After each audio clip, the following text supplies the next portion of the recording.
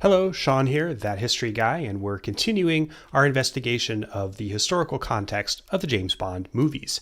This video will analyze the 12th James Bond film, For Your Eyes Only, which was made from 1979 to 1981 and released in 1981. If you haven't seen the last video about the historical context of Moonraker, the previous film, please go back and watch it now. The story of For Your Eyes Only is directly contiguous to that one, and it involves the rise to power in Britain of Margaret Thatcher, who became Prime Minister in May 1979, about 7 weeks before the release of Moonraker. Thatcher's shadow will hang very long over all the Bond pictures made during her terms of office, but in many ways For Your Eyes Only is the most important of the Thatcher-era pictures. You may wonder why I'm harping so much on Margaret Thatcher. It's because the historical context of the Bond films made in the 80s is impossible to understand without her. You may notice, stylistically speaking, a huge difference between Moonraker and For Your Eyes Only. The look of the films is different, the stories are markedly different, the whole tone is very, very different. Moonraker is basically a space fantasy film. It's a fun romp with all the gadgets, the women, the insane supervillain, and the most visually and technically ambitious finale in the whole series. By contrast, For Your Eyes Only is, or at least tries to be, a tense Cold War thriller. The transition from the 1970s into the conservative 1980s had a lot to do with that. In 1980, the year that production began on For Your Eyes Only, Margaret Thatcher had been in office for a year, and in the United States, Ronald Reagan was running for president against incumbent Jimmy Carter. The U.S. was in the midst of a terrible recession, with inflation spiraling out of control.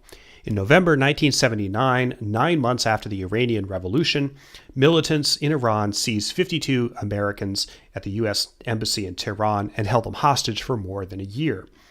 And quite significantly, in December 1979, the Soviet Union invaded Afghanistan. As a result, President Jimmy Carter announced that the U.S. would boycott the Summer Olympic Games to be held in Moscow the following summer. There was also significant tension in Poland, where the Soviet-backed communist government was repressing the labor union known as Solidarity. In 1980, in fact, the Cold War was at a higher state of tension than at any time since the mid-1960s. Margaret Thatcher was a Cold Warrior. She modeled herself after Winston Churchill, who was a fiercely and reflexively anti-communist and anti-Soviet, at least after World War II. Thatcher and later Reagan both favored taking a hard line against potential Soviet expansion anywhere in the world. This is reflected in For Your Eyes Only.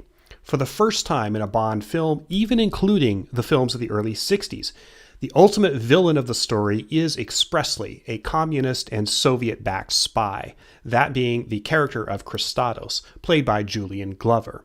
Previously, the films had flirted with communist spies as villains, but they were usually moonlighting as spies for Spectre or Blofeld. But Christados is really the first purely ideologically driven communist spy villain in the whole series. Furthermore, much of the plot revolves around attempts to get a secret Royal Navy coding device that controls submarine-launched missiles. A substantial part of the picture, especially in its second half, occurs in Greece, where pro- and anti-communist forces had been duking it out in real life since the 1940s. Also, let me add that one of the chief henchmen in the movie is an East German Olympic athlete who's constantly trying to kill James Bond in various situations involving winter sports. You can't get any more Cold War than this. Just think about how this contrasts with the villains and plots of the previous pictures from the 70s, who were all rogue megalomaniacs trying to rule the world, or in the case of Live and Let Die, the underworld. For Your Eyes Only could have been made in the 1950s with almost exactly the same script. This is a huge, huge change in the tone of the series. For Your Eyes Only started filming in September 1980. 2 months later, Ronald Reagan won the presidential election in a landslide that made Margaret Thatcher's decisive victory in Britain the year before look like a squeaker. I contend that Reagan and Thatcher were two faces of the same coin, a conservative resurgence on both sides of the Atlantic. You see that ethos played out in For Your Eyes Only. Also, For Your Eyes Only is much more socially and culturally conservative than the Bond films of the 60s.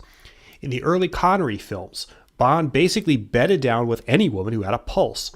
This trend continues, albeit a bit more subtly, in the sexually liberated 70s. I specifically recall a publicity shot for Moonraker where Roger Moore is surrounded by beautiful women in skimpy space uniforms. That was 1979.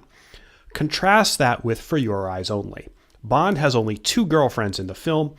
Countess Liesel, played by Cassandra Harris, who incidentally at the time was married to Pierce Brosnan, and the character played by the stunning Carol Bouquet, who is famous for her appearance in Louis Buñuel's final film, That Obscure Object of Desire.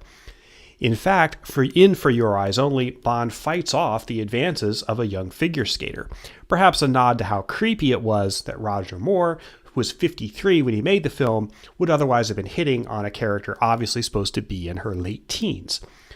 But still, you definitely see a pulling back from the wild abandon of the early movies, just as the 80s were becoming more conservative culturally and sexually as well as politically. For Your Eyes Only is also noteworthy because it's the only Bond film to date that actually portrays a British Prime Minister on screen.